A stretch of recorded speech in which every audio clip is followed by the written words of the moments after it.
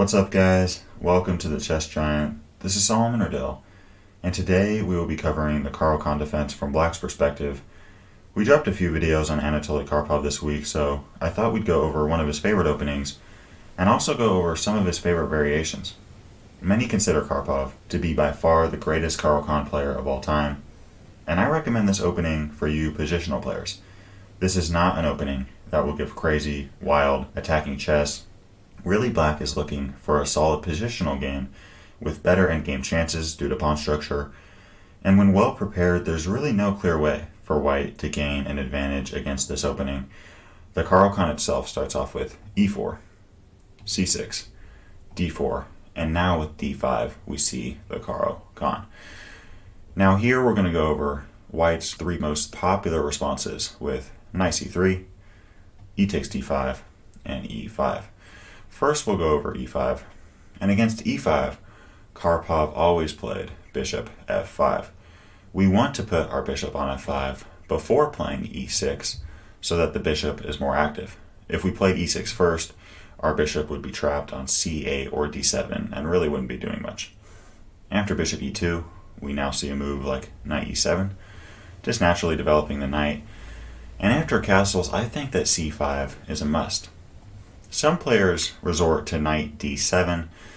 I really don't like this move though, as it ends up Black becomes very cramped. For example, after knight bd2, we now see knight c8, and after knight b3, we see bishop e7, and with the knight on c8 and knight on d7 and bishop on f5, I think Black is a little too cramped here and really doesn't have too much chances for counterplay. Here White can just push with a4, a5, and a6, and I think White has a clear advantage here.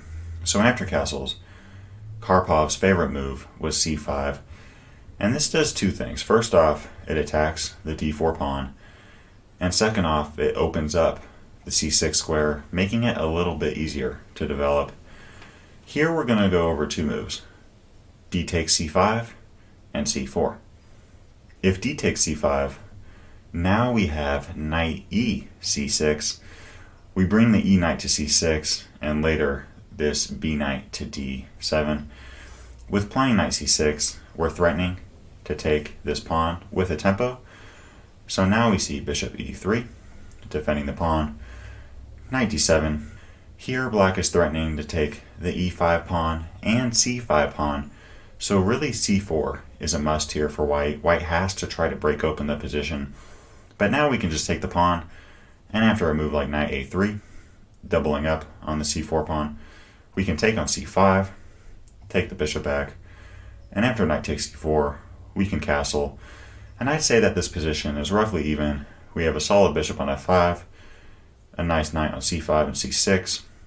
We're about to bring our queen to e7 or c7, bring our rooks to d8 and c8, and we're just playing chess. So that covers d takes c5. The other option is c4, and against c4, Karpov loved the move knight b c6. Now we bring our b knight into the game. Notice the tension here in the center of the board with the four pawns. After knight c3, we can now just take on c4, and after d takes c5, now we have knight d5, a nice move, activating this knight on d5 and again attacking this c5 pawn. And a lot of these Caro-Kann variations, we're going to see similar ideas pop up. After knight d4, Karpov had a nice game against Aleksei Shirov when he played knight takes c3, followed by bishop takes c5. And now Shirov played knight takes f5, and after e takes f5, Shirov played bishop takes c4. But this allowed Karpov to play bishop takes f2 with check. Very nice move. If rook takes f2, now we can play queen takes d1 check, and if king takes f2, now we have queen h4 check, attacking the king on f2 and attacking the bishop on c4. So after bishop takes f2 check, Shirov played king h1, and now Karpov resorted to queen takes d1, followed by knight takes e5, and Karpov went on to win this game. So that pretty much covers the move e5. The next option we'll go over is e takes d5, and this is pretty simple. Here we just take the pawn back, and after a move like c4, we just play natural chess, developing our pieces with knight f6, followed by, say, e6. And after knight f3, some players like to put the bishop on e7. I like bishop b4. Karpov played this move a lot. By playing bishop b4, we activate the bishop and pin this knight on c3. And after c takes d5, we can now play knight takes d5. And after bishop d2, we see that this pawn on d4 is isolated. With an isolated pawn, you always want to attack it and put pressure on it. So here we see knight c6, developing the knight and attacking that d4 pawn. And after bishop d3, just castling. And after castles, here Karpov loved bringing the bishop back to e7, followed by knight f6. And by doing this, bishop e7 and knight f6, now we're doubling up on this pawn on d4. And after knight e4, Karpov goes to queen b6. It would actually be a mistake to take right away on d4, because now after knight takes d4 and queen takes d4, white can play bishop c3. This bishop pair is very active, slicing down on the black camp, and I really don't like this position for black despite being up a pawn. So after knight e4, we see queen b6, and after a3, we can now just play a move like bishop d7, followed by putting the rook on d8, and we're just playing chess. I like this position for black, and Karpov performed well in this position. So that covers e takes d5. And lastly, we have the move knight c3. I would like to note, in either case, with knight c3 or knight d2, we're simply going to take the pawn back, so in either case, we reach the same position after knight takes e4. And here the most popular move that most Caro-Kann players resort to is knight d7. But against knight d7, knight g5 has proven to be very hard for black to deal with.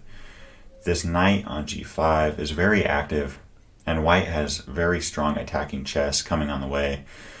This knight on g5 is active, and it can't really be moved. If we play h6, now white has knight e6. Very nice move. Idea being, if f takes e6, now we have queen h5 check, and after g6, white just won the game after 8 moves. So after knight takes e4, I recommend just playing bishop f5, and after knight g3, we play bishop g6, and here the main line with h4. White is looking to gain some attacking chances on the king side, some space on the king side, and is also threatening to trap this bishop on g6. So now we play h6, and after knight f3, just develop with knight d7.